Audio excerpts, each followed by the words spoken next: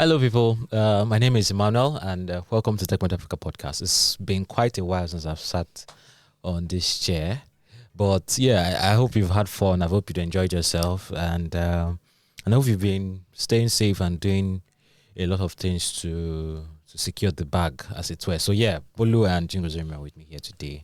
Welcome. Thank you for joining us, even though you don't have any choice. But it's good to know that you're here for us. Is that connected appearance fee? What do you put in? Appearance fee. This is not football manager. So, but yeah, I think this week I saw something very interesting. How it was a video, like an ad that showed what banking used to be before this whole switch thing happened. So normally, right now, you can just pick up your phone and send money to someone anywhere you are, but it didn't used to be that way. I remember those days I used to follow my dad to Unity Bank. We're staying in a rural area in Delta State. So Unity Bank is that bank that does not make noise but serves those frontier. Then First Bank also tries to. So you carry passbook and stay inside the bank for hours trying to send money. And you can only send money in the bank branch that you opened. Whoa. Even if it's the same bank. So if you open Unity Bank in Benin City, you can't go to Unity Bank then in Delta State. So yeah, there was a bunch of issues and crises and all of that. But I think Nigeria's banking space has evolved so far so good. More than we give it credit for. True, actually. You agree? Did you experience any of this I'm talking about? No, I did not experience it, but I think recently the US government is trying to, because in the US they can't send money, like banks can't send money as quickly as we can. And then I think that was in July, they started processing, so that their banks can send money as fast as we can. So, from there, I already kind of knew, but then when I saw it that in 2023, US just wants to do this, and we've already been doing this for a long time, then I knew that, okay, our banking system, we don't give it enough credit. Yeah, it's fair. But what I'm even thinking, okay, people that were hired in the banks at that time, are they still dirty now? Like, has their job changed? Have they been laid off? That's because a very with good question. technology, with NIBs, all of those manual stuff that they needed to be doing, That's do changed. it again. So yeah, I guess some people definitely lose their some jobs. people will stay. Those that can relearn, those that can evolve, those that cannot, that'll enjoy paper. Okay. Go back to the classroom. Or Okay, something. nice one. So I guess you guys get where I'm going with this, right? Modern Workplace Africa Conference. So yeah, things are changing in the job space, and we just talked about the banking sector in the early to late 90s. What am I even talking about? Like, since banks have been in Nigeria, right? So we just talked about it in the 90s and how things have changed and how most likely a lot of people have lost their jobs in the banking sector. But in that layoff or losing of jobs, new roles have emerged, new jobs have been created, because that's what technology is all about. So yeah, that and more is what we'll be exploring at the Modern Workplace Africa Conference. And you're going to be talking about the future of work and how a lot of technology is disrupting everything. So, but tomorrow we're going to be having an HR mixer. So it's for people in the talent, people management space to come and talk, relax, take bites and drinks and all of that. And also talk to a therapist. Nifemi has actually secured a therapist for you guys for some reason. But like you go. Olu, do you need therapy? I mean, therapy. you don't know until you meet one. You don't know until you meet one. But I know Ogheneruemu definitely needs one. Like, there's so many things that he's fighting and battling. Really, actually, I am. There's so many things. You need therapy. I'm surprised you admitted. Nice one. Okay, so guys, don't forget. Actually, just to go and laugh at the therapist. That's why you need therapy. Because why do you want to go and laugh at the therapist? Because I don't know if that thing works. I mean, they're just collecting money. Have you tried therapy before? I tried it. I walked out because the woman was telling me rubbish. Someone was telling me that I need to cry more in my life. I'm like, what the hell is this? What the heck is that? Okay, no problem. So yeah, we are going to be leaving the link in the description for you to find out more about what's going on and what's going. But yeah, in the tech space today, we're going to be addressing a number of stories that should keep you hooked. We have a major So we don't know if it's a major, but at least it's a major one. Major stories around an acquisition in the startup space. Then Kenyan logistics company is having very, very serious issues. Then the Nigerian Stock Exchange, the Nigerian Exchange Limited, is looking for ways for companies to exit, Nigerian startups exit in the Nigerian market. So that's an important conversation. And so stay tuned to the end to find out more about that. So let's start with Risevest and Chaka. So we heard that Risevest has acquired Chaka, or Chaka is now a part of Risevest. Mm-hmm. So what's the main gist there? What are the facts that we need to know about it? Okay. Main gist is Risevest has acquired Chaka. Figures are undisclosed as usual. But interestingly, they are not. So typically, these acquisitions, the acquirer absorbs the acquired. But in this case, they will remain separate entities. That's very interesting to me.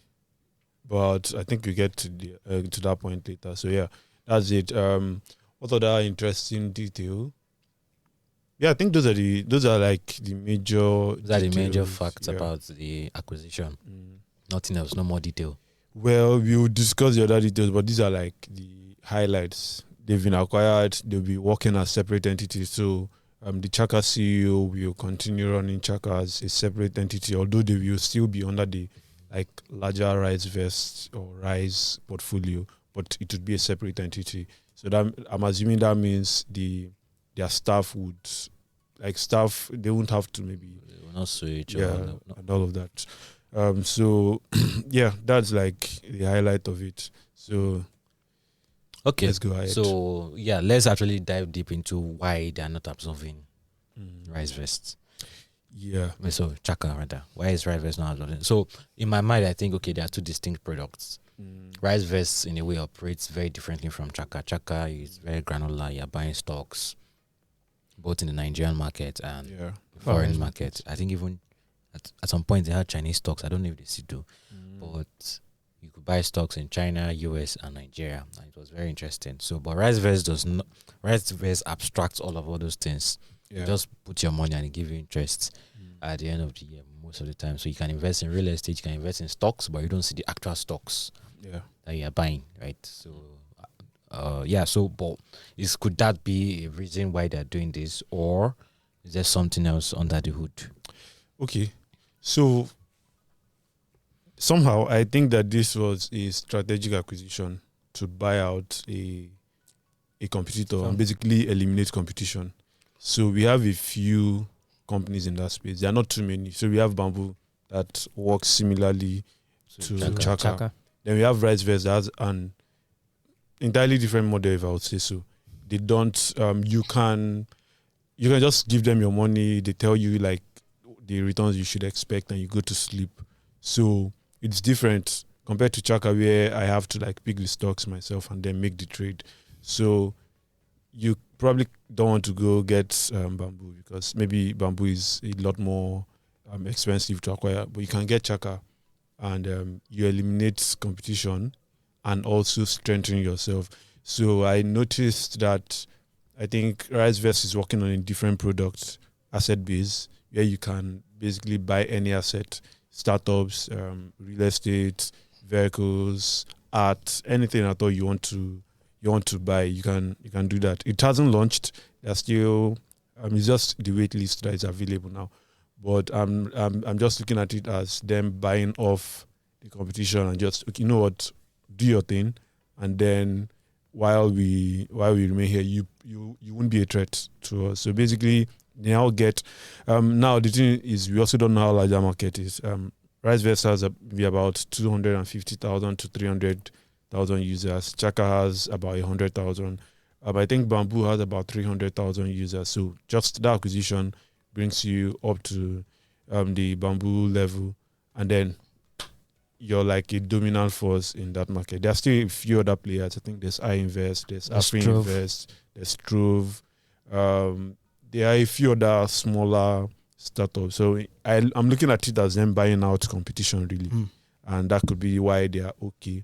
And the video, I was watching the video that Risevest released, I think yesterday or the day before yesterday. And they said they have a shared vision for the sector or for this space. So it's you're just consolidating on what you have. So that's my take on why they decided to allow them remain distinct brands.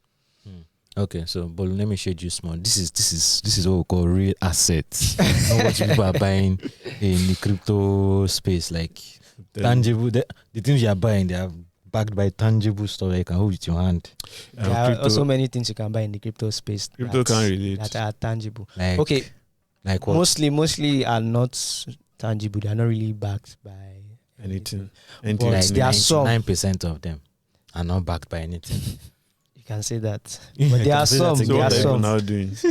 Don't worry. So don't worry. I'll come back to you. Yeah. Don't worry. But I have one like. Okay. So, I mean, if you look at the numbers, I don't know what either companies are doing in terms of revenue or profit, right? But then if you look at their, 100,000 is a significant number, sure, because if we say Risevest has about 200,000 users and Chaka has about 100,000, is that difference like huge enough for Risevest to be able to acquire Chaka? Yeah, it's probably part of the numbers behind the scenes that we don't know about, which is what I'm about to address, which is why is it that so far so good. I think from last year to now we've had over 41 M&A announcements, and only 2 or 3 have actually disclosed an amount. The only one that I remember vividly is InstaDeep. Yes. Tunisian startup. Yeah, there was a Crowdforce, I think. Yeah. No Nigerian has disclosed. What are they hiding? Okay, let me say something that Asemota said recently. He said Nigerians are secretive when it matters. So if you think we're loud people, you are secretive when it matters. So he was using Chapa as an example. But what are they hiding? There are a lot of reasons why a startup can decide not to disclose those numbers. There's I don't want you looking into my business. So there are people who raise money, they don't disclose it. And one of the reasons is they don't want to give a sense of their operations to both competitors and regulators that may start billing them. So that could also be one of the reasons why this is not disclosed. There are also a few other theories, like some that were propounded by Ngozi Dozie, Carbon CEO. And he said one is you could have either overpaid and you don't know if you've overpaid because you don't know if you got a fair value for the company you bought and you don't want us to laugh at you, or you underpaid and the person who was bought at a lower price doesn't want to look stupid, like you had a huge asset and you let it go, or it was a terrible deal for at least one party, usually the person being acquired, and they do not want to look stupid. Those are some of the reasons he gave. Well, another reason that I have seen is, and so I spoke to Nneka Eze, she's the managing director at Vested World, and she said one of the reasons could also be that they don't want to give out they don't want to give out the competitive advantage. So, for example, I can have a sense, maybe not 100% of how much you're worth by some of the numbers you put out. And if I do an acquisition number, if I say, okay, for example, I bought a company for $20 million, the normal assumption would be that at the very least, your company is valued at more than $30 million at the very least for you to shell out that money. So if I do a little back of paper math, I can get to estimate how much you're worth, and you could do anything you want with that information. You could also, maybe some of your plans, you could give away some of your plans by that. So some acquisitions really are just, you're just acquiring them to save them. It's not because they're that important to you. You're acquiring them to, if you just be, okay, one investor here doesn't want his investment to go to waste, and then he says, okay, can you guys do this thing? And then they do that. So Say you talk to a partner at Vested World, right? Yeah. Can we hear what she has to say on the issue? Let's hear from Moses' mouth. Yeah. Okay. I think you find the information you need to make decisions as both founders and investors. Obviously, it would be easier if the information was publicly available, but I don't think it will hold us back from doing our job. And what that means is that most investors, within the investor community, if you will, are willing to share at least a sense of multiples or potentially valuation at exit, that type of thing with other investors when you're looking into a company in the same space. So you just have to be a little bit use your network to find out some of this information, and then similarly look at other markets, but it's the same thing. All right, so I think thank you for that insightful comment, but again, I'm still not convinced, because I mean, in the Western world, you see, so for me, fundraisings are announced, but exits are not announced. For me, I think it should be the other way around. I don't care how much you've raised. I think I agree with you said Dozie said something, right?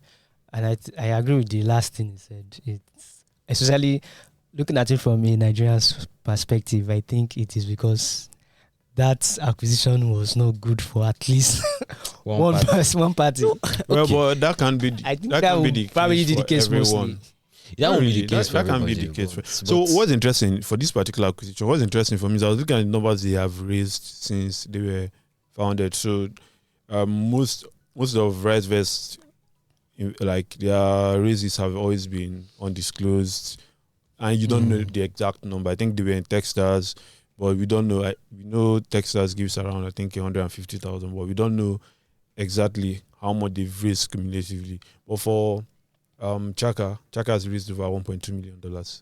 So, except it was a terrible deal, I think it's safe to say that they raised, like last time they raised was maybe 3 or 4 years ago. I think it's fair to say that at the very least, the deal, if it was a good one, it could be up to maybe 5 to 10 M. No, definitely more than that if you ask me. I think it should be more than that. Okay, no problem. So, let me rest on this matter. So you can fix that. Let me rest. Let me rest. Because I'm seeing you guys are not convincing me. But let's move to another startup. A very, very important startup called 54 Gene. And when they launched, we thought, what these guys are doing was revolutionary.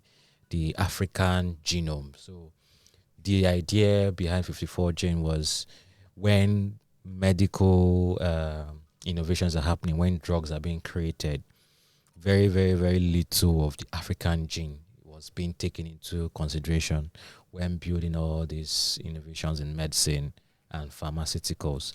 So the whole gene sequencing narrative was like a big deal for me, right? But it's sad to hear what's going on at 54 Gene. So Bolu, what's the latest update with? All right. So is it an update? Well, the update is that we might be seeing the end of 54 Gene. And like you said, it's quite sad because it's one of the startups. It's one of the startups in Africa that are trying to change that narrative when it comes to genome, globally. And there's been a lot of controversial things surrounding these shots now. So if you are not controversy, so if you're not familiar with it, 54 Gene has been going through a lot of problems in the last few years. It was founded in 2019, but they've had like 3 CEOs within a short period of time, and this is after they've been able to raise $45 million. So these issues, kind of started when or after the founder, that's Ogheneruemu. I hope I got the pronunciation correctly. So you're talking as if you are trying to toast me or something.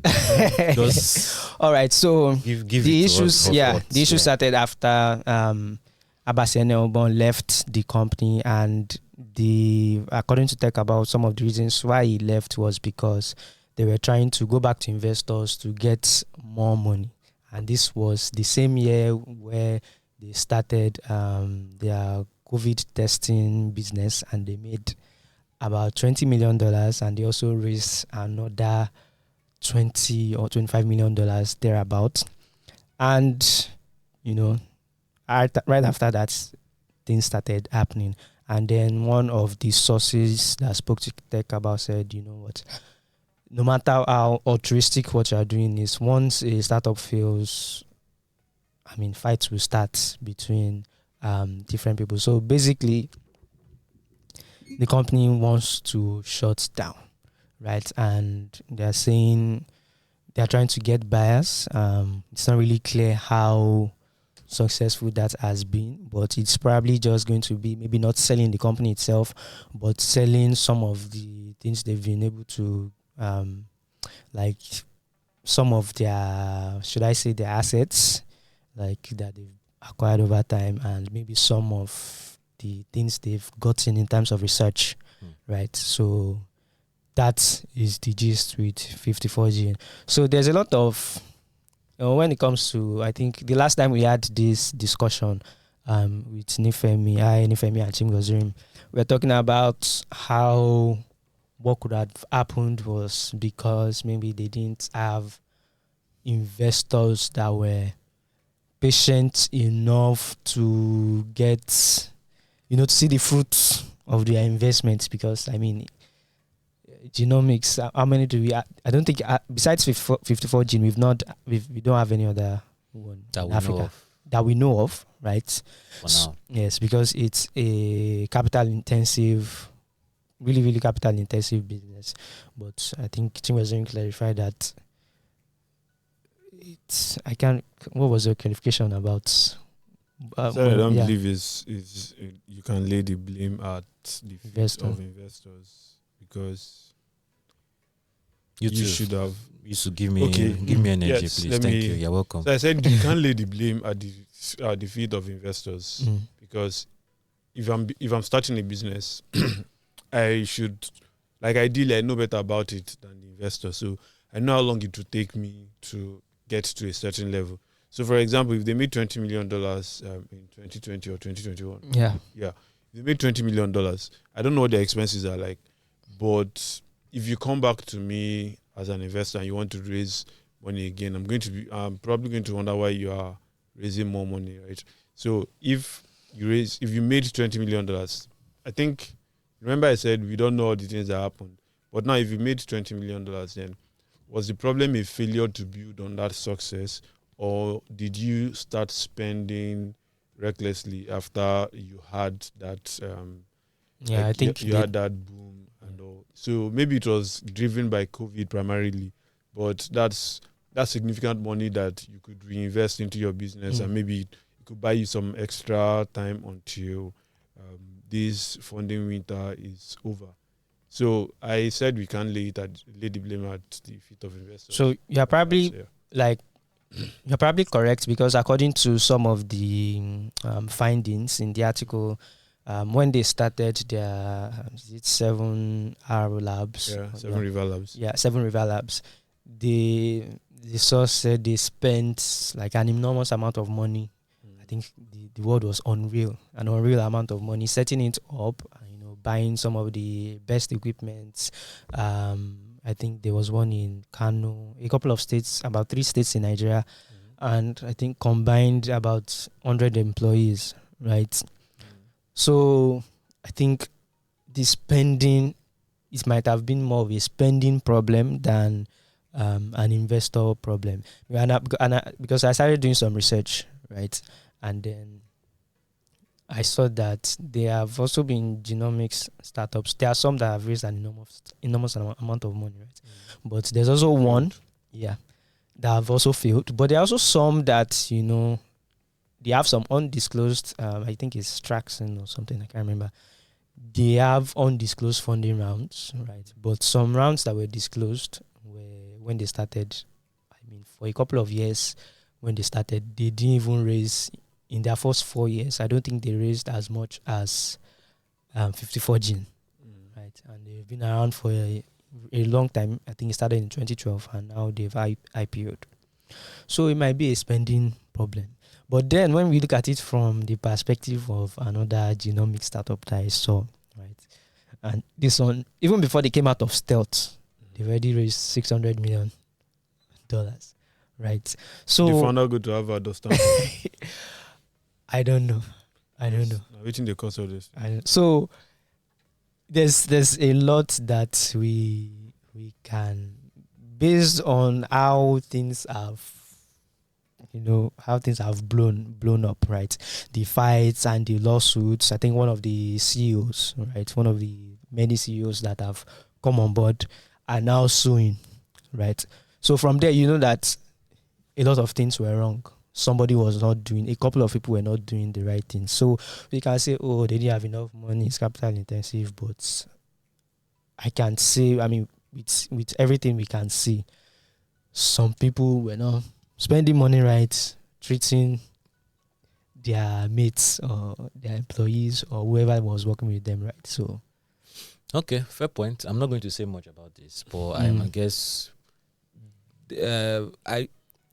I find it difficult to quantify how much an R&D intensive company should be spending, because again, it's R&D. It's R&D. You might not see returns for years. We are shouting ChatGPT now. ChatGPT, OpenAI, the makers of ChatGPT, was founded in 2015, and we only saw ChatGPT in December 2022.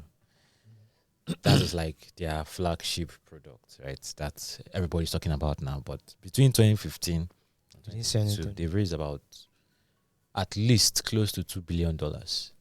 And even now, I don't even think they are still profitable now. They might not still be profitable. So it's even about the profitability issue. It's like before you even have but what, again, that is me playing devil's advocate for 54G. But on the flip side, before ChatGPT, OpenAI was already a big name in the world of machine learning and deep learning, because street cred. They had that street cred before ChatGPT, which is GPT 3.5. It shows you there was GPT 1, GPT 2, GPT 3, and then GPT 3.5. Now they're on GPT 4. People have been using those transformer models to train AI for enterprise solutions or whatever in their own respective companies before they made that ChatGPT public. But then there was a lot of demand. It was free, but unlike now, because OpenAI was a non-profit when they launched. So again, people have already been using their products before they launched ChatGPT. So there are two sides. Again, was there any service that 54G was rendering? Exactly what we were talking about. Like aside that COVID testing, right? Is there any API they were offering to hospitals? Was there anything, right, that could have been, at least, even if it's not a massive user base, at least it shows like, okay, this is just a little money to maybe keep you alive, run your operations. So when the thing about from the little I read about genomic startups, right? It's not your basic. It's not your average health tech company. I know. It's so. For instance, the little ones they've done, was there any demand for it or in the global pharmaceutical industry, for instance? Obviously the COVID thing did well. Anybody could have done COVID. that. Everybody was doing COVID testing. Exactly. Everybody was doing COVID It still comes back to what I was asking. Like, was there like enough, will I say, foresight or business? Yeah, foresight on the part of the founders to say, okay, you're operating in a difficult market. You probably are not going to make a lot of money. How can we stay alive? So you're playing a health tech. If you're in Africa, you know you will not raise as much money as someone in fintech. It's a given. You can't even wish your way out of it. So you now start thinking, how can I access money? Do I go for grants? We've seen a lot of health tech startups. They tend to go for grants because you probably will not find too many VCs who are lining up to invest in you. So for a startup that was doing something that was that important, I think they should have probably said, okay, can we do enterprise solutions? Like basically B2B. Forget all the fancy words on the website about what they wanted to do, democratize this, democratize that. What service can we offer large corporates, for example, that can make us a little amount of money that at least keeps us alive for a couple of years until we finally blow? Instead of maybe sinking all your money into something that will give you money today, Yeah. or you may not be able to replicate it. I mean, you don't know when the next COVID will come. So Yeah. May- So maybe Africa is not just ready for No. this yeah, type of yeah. So startup. it's let's. maybe our founders are not just ready. Is it They- founders, Africa, or even the investors and grant awarding organizations? Because if the fortune was sharing drugs to children in the streets, trust me, they would have seen. Maybe they should have huge- also spawned that narrative. I mean, no. Sharing malaria the drugs. game is the game. Just So- play it. I mean, But- say we have people that they say they are posturing. Maybe they should have postured too. Stick with it today. But yeah, we are not Yeah. going to neglect the mismanagement and whatever, Yeah, exactly, whatever. We're not neglecting that. But yeah, so this is a startup that so far so good, has not made it to exit. One just did. They didn't disclose the amount. It's fine. I'm not beefing. But the Nigerian exchange is third to fourth largest exchange in Africa. I don't think they are first or second though. So yeah, they are talking about exit Startups. opportunities for startups through going public in Nigeria. Does any founder want to hear that? But what do you think? What's the ones there? I mean, as they say, you have said it all. They want startups to be able to raise capital through a special provision. Well, so the thing is, this thing is not like a concrete plan. It's like my plan, I go. my goal. Like I go. I fit. That's where it is right now. It's not like there's a so this conversation happened in the there was an event that the NGX chief was at with the Minister of Communications, Innovation, and basically Bosun Tijani and then Flutterwave CEO, and he was asked about exit opportunities, and they both mentioned that they are trying to work together to create opportunities for startups to raise capital. And we know last year, I think it was the SEC that started talking about having both SEC and NGX talking about startups listing on the stock exchange in Nigeria. I mean, it sounds like an interesting thing to say, but do you have enough liquidity? You don't even have enough liquidity for larger companies that would typically need significant amount of money. For startups that are not going to make money for maybe the first two, not that they will make money, but they are not going to be profitable for the first couple of years of their existence. Can you provide enough liquidity to tide them through that period? So No, those ones don't need NGX, I beg. that's the thing. Yeah, and that's exactly who these guys want to attract. So that's why I'm not paying to. Okay, maybe I'll pay some attention to it, but I'm not holding out hope that any serious thing comes out. So at least, there's an issue I'm having here, because this is not the first time they're having this conversation. yeah. They've been having this conversation since I joined Techpoint. So there's What's something up? called the ASEM board and the growth board on the Nigerian exchange. And that ASEM board and growth board is supposed to be meant for SMEs and high growth startups. So that already exists. Why is it not gaining traction?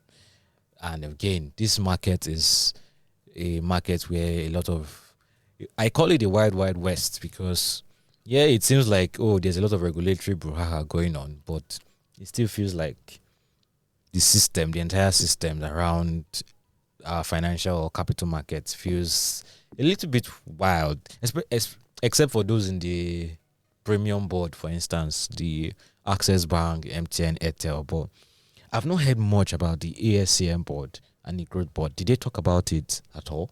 Not really. During that conversation, I think that I don't think that question was raised. This question you're asking, I don't think it was raised. So obviously it won't. So It you won't just be want us to forget fine. about it and pretend as if nothing. I mean, we may have to have a conversation with the NGX chief if. I mean, I reach probably out to them something- because I wrote a whole article about it in 2020. Nigerian stock exchange want to attract technology startups and and here we are talking about how. And okay, by the way, and by the way, Flutterwave wants to help Nigerian startup list. Are they listing? Are they listing on the Nigerian exchange? they are not. Okay, so I can't categorically say. Let me put that out there. I cannot categorically say, but the body language I saw when that question was thrown to GB did not look like something I was interested in exploring. And I cannot blame him.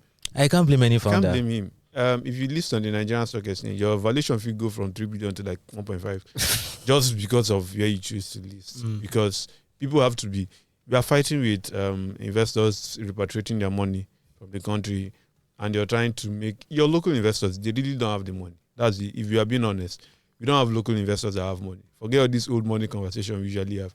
We don't have enough investors that can take this risk, because you can invest in First Bank. You know, you can always put your money out maybe in the next 1 year. But you put your money in Bolupe, you're not pulling that money out for maybe 2-3 years. So we don't have people that can do that. We don't have a good number of them. I don't know, maybe some of the largest venture capital firms in Nigeria. Largest I know is I think Ventures Platform, $40 million in the last fund, $40 million. It's not like a drop of water in the ocean. Yeah, I for mean, these people. what will Ventures Platform even show any interest? So Exactly. So the capitalization, the regulatory environment, the business environment, everything about it, it's like it's not promising at all. It's not. So I don't know, Sha. Let me just rest this matter. that's about the fund that the Nigerian Startup Act was supposed to establish. We've not heard we've not heard nothing about it, so we don't even know where. That's your story now. Yeah, it is, but we are still waiting for confirmation from the council or the secretariat. Have they formed the council? We've still not heard anything about that too. That's the problem. I mean, yeah. I mean, okay. Let me let me leave this alone. But yes, I think it's an interesting day. It's exits on one hand, shut down on the other hand, and administration. What does administration mean? I beg. So before I even explain what administration means, right? Let's even tell you who is entering the administration. So it's a Kenyan-based logistics startup that has been going through a lot for some time now. And why are they going through a lot? Always comes down to the same thing. It's always money issues. Sakpa. Yes, Sakpa. But then the Sakpa is, I mean, they've been able to raise about $20 to $22 million, right, since they've been around. They were in Nigeria recently, but they shut down operations in Nigeria. There were layoffs, and now they are in administration. So what does that mean?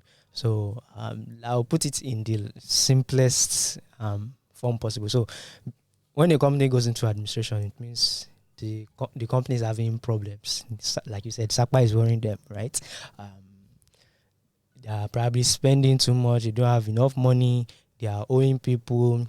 So when they enter administration, right, the administrator, right, someone who is an expert in financial matters, helping businesses survive, that person now comes in, right, to take over, right, and then to help them survive. So once a company is in administration, you cannot, if they are owing you money, you cannot go and disturb them, right? You need to give them some breathing room. Oh, by law, I can't. Yes, you cannot. You need to give them some breathing room to Space. yes, let them get themselves back. So that is what. Why Patricia no collect administration? Sorry. Please Yeah. go ahead. no, it's to stay. So Patricia is not in. Patricia is in crypto space. So okay, You know, so you your are not options are companies. limited. Options are limited. Okay. All right.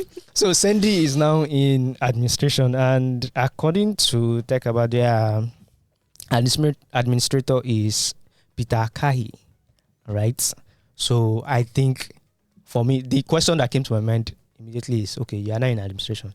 What are your chances of survival, right? So I'll give you some clues, right? So in Africa, we don't have figures when it comes to companies that have entered administration. But, I mean, I saw data from other places, right? And the thing is, only 10%. So once you enter, you don't come out. No, you come out. If you end up surviving, right? The person will stay for some time, try to help you get on your feet. But the data you just mentioned now is Yes. once Only you enter, 10% you know they come outside. entered Even forest. and ended up standing again. Only 10%. Given that things are usually worse in Africa. Exactly. And then when you look at Peter 1%. Kai, the administrator, he was also an administrator in a now defunct Nakumat supermarket.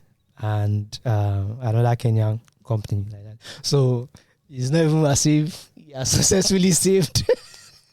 So, But I mean, ladies, we should be bearing our goodbyes for Sendy. I mean, going by the data, right? But then let's not Let's not be conclude pessimistic, about right? their case. Exactly. What do you say that we are haters? Yeah, let's not just conclude. But I mean, $22 million and So I find it weird that logistics companies are struggling in this same market where DHL is this larger than life company that just does. is that really a fair? No. How did comparison? DHL become so big? Someone said it's because they are not tech companies trying to do logistics. They are logistics companies. Word. So that is, and I feel like a lot of startups that are playing in these industries that are not core tech, I think they should not waste their time trying to behave like startups. They should behave more like SMEs, which most of them are in the first place. It's just that they posture as startups so that they can raise money from investors, and that is fine. You can push all you want. No, do you want to drop your address? My address? Yeah. Yes. So that they can find it. Yes. Please come and meet Please, you me. see it in so the that thing- description. For the 3B, I mean, Crescent. Please, before they come here, and the first person they see is volume. Just look for the Says guy to that run. wears glasses. No, my own is just be able to run faster than a few people, which I know I can run faster than a couple of people at Techpoint. Do you want to name? No, let's not go there. let's not go there. But honestly, most of all these people that call themselves startups are SMEs, like, and I don't want to mention their names here because I've already dropped our address. But So, and you are right. You're probably on Yeah, the line. They will very not bother. correct. So, I mean, after speaking to Uche Okonu, this smartjobs.ng guy, I realized that there are some businesses where it's not even good for you to raise money because there's a ton of learning you need to do before you can start growing and scaling. And most of these businesses are businesses that deal with where the human factor is large, right? Where you have gone beyond, where your code cannot work again, right? If you are in that side of business, it's not the basic textbook, do this, do marketing, because you are dealing with actual human beings, right? It's not like, I hire 2 developers. These are people that don't have, they are not exactly white collar. When you're dealing with blue collar people, right, you need a lot of learning. You need a lot of, it's like psychology, right? It's like you need to know how to deal with these people. So maybe these are the same problems Sendy is going through. Yeah, just imagine small jobs of Sendy now that's making 100 million with just 9 employees. I'll be willing to bet there's another company that will say they want to do Uber for small jobs and start burning money and start complaining about how difficult the Nigerian market is. And okay, Chingo's in, please. So I saw this conversation. I think maybe last week, or can't remember the exact time. But the argument was, you have people starting businesses in domains or in areas they have no domain expertise. So you're starting a fintech, but you've never worked in finance. You've never worked at a bank, at a mortgage institution, maybe with an insurer or any of that.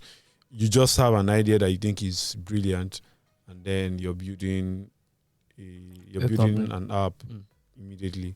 And the person, or a lot of people actually went with the fact that you should get domain experience or domain expertise in that area. Of course, it may not be 10 years of experience, but at the very least understand how that industry operates. Fintech guys, are you listening? Go and work for a fintech company first. Thank you. Or a bank. What if I get an expert maybe on my founding team or something? No, that is fine. That's of course that should cover for what you lack in expertise. If you can get an expert to be an advisor. But the tricky thing is, advisors are typically not involved in the day-to-day of your business. So are they going to be the ones that tell you, oh, okay, this is like, they may tell you this happens, but they're not doing the day to day. No, And- is it advisor you're talking about, or No, I bringing like being someone on the into team the like a company? co-founder, Okay, becoming a if co-founder. you can get a co-founder, Yeah. that's perfect. If you can get a co-founder who has that experience, and maybe, okay, you have this idea, you bring it, and then the person is just telling you, okay, this is what you should expect when you go there. Because I remember when this chargeback fraud started, I think it was Favor that said that this is new to him, and someone was like, you're doing a fintech in Nigeria and you don't know about chargeback. Are you playing? And a lot of other people, I've seen someone else make a comment about a fintech founder, and he said, this person obviously doesn't know what he's saying. And this is someone who has like over a decade of experience in the finance space. And he's saying that you who is running a company doesn't understand how a particular function works. So, of course, it's not everyone that would have the experience. But I think as much as you can, even if you're not getting them as a co-founder, maybe as an external consultant, I don't know, it may cost you some money, but basically someone that can help you in, even if it's in the early days, to just say, okay, this is what you should expect, and then you go ahead with it. Because maybe that's one of the problems too that founders have, not knowing enough about the market, and then having these grandiose ideas and executing just based on what you think should be. Like you have this utopia in your head about how the industry should be, but the market is saying a different thing. You're trying to force your own ideas on it. So I don't know, maybe probably someone who is more experienced than myself would have a different idea, but I think having that person, that what he does make reference to now, forcing the ideas on people because they have ideas, is Jeff Bezos that caused all these things. Honestly, because someone like Jeff Bezos that will tell you, your customers does not know what they need. Jeff Bezos, I mean Steve Jobs, I used to say that. Steve Jobs, thank you. Steve Jobs that like they don't know what they need. In Nigeria, we know what to need though. So the thing is, it's fair to say that they don't know, because if you look at some innovations that have come out, there's not things that you were thinking about, right? As of the Paystack, I've never thought about anything like Paystack or Flutterwave.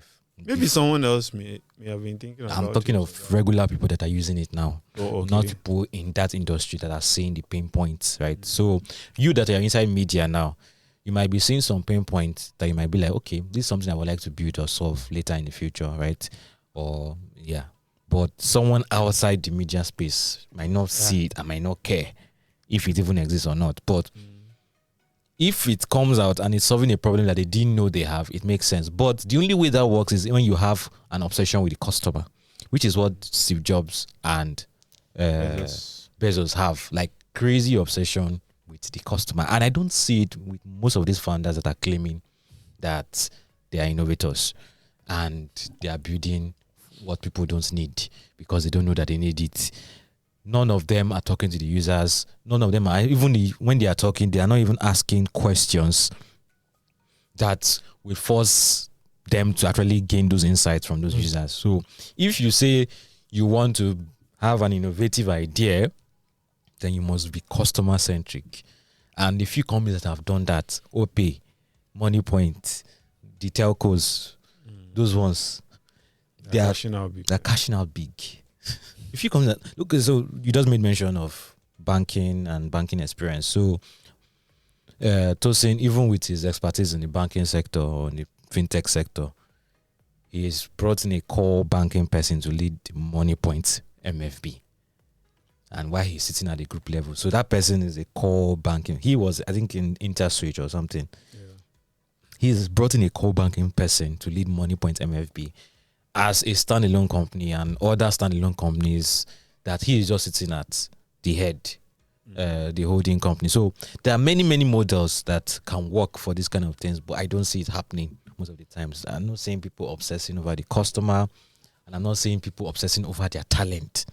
I think this is probably where the investors can help, because when you're giving me money, there's a little power that you have over me. You can tell me something like even if you're not giving me an instruction, you could just suggest, okay, how about we hire someone with this profile to lead this section of the business.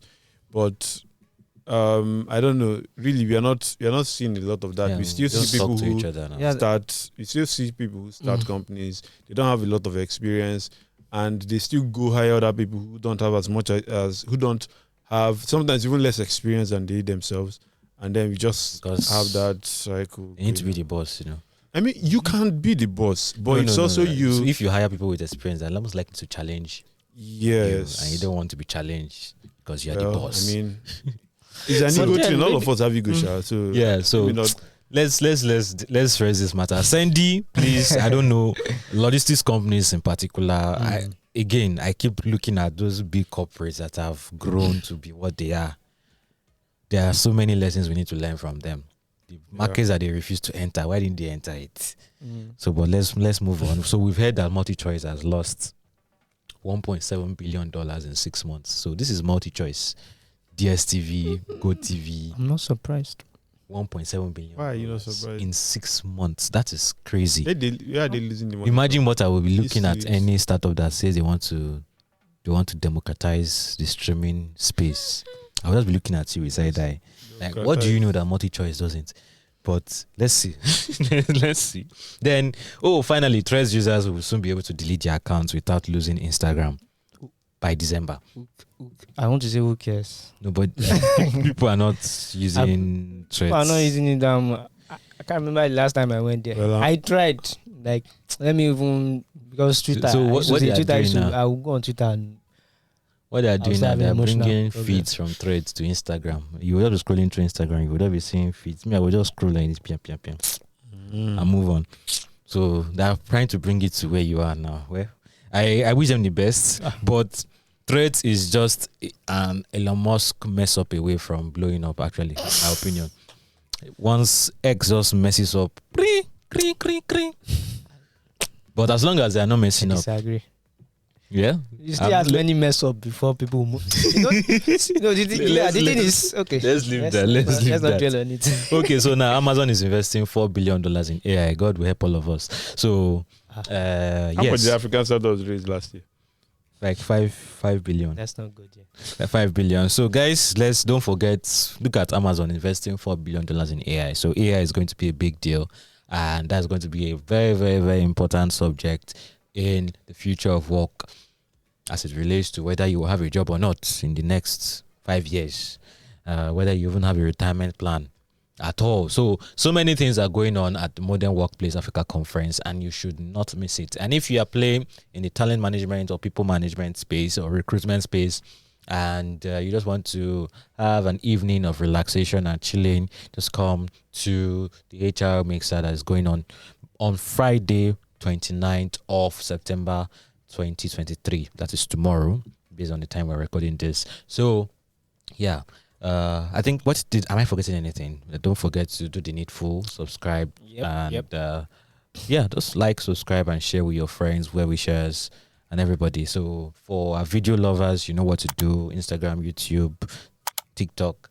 Audio lovers, Bolu knows what to do. Yes, for audio lovers, you can always find us on, I want to say, Google Podcast, but very soon you might not be able to find us on Google Podcast anymore because what happened? Scrapping Google Podcast. Why? So all your podcasts will now be on YouTube Music by the end of starting next year, right? Yeah. So, but you can always till then you can find us on Google Podcast, Apple Podcast, Spotify, iHeartRadio, and anywhere else you get your podcast. Should I? No. Wait. Say art. There's H there. There's an actual H. Oh, my God, I have H factor. When there's H in the actual word. My God. Guys, please put in the comment section. Is there really something wrong with my pronunciation of? You're never beating these allegations. Don't bother. Yes. You go explain it. No, it's fine. It's fine. All right, people. Bye, and see you in the next one. But there's H there.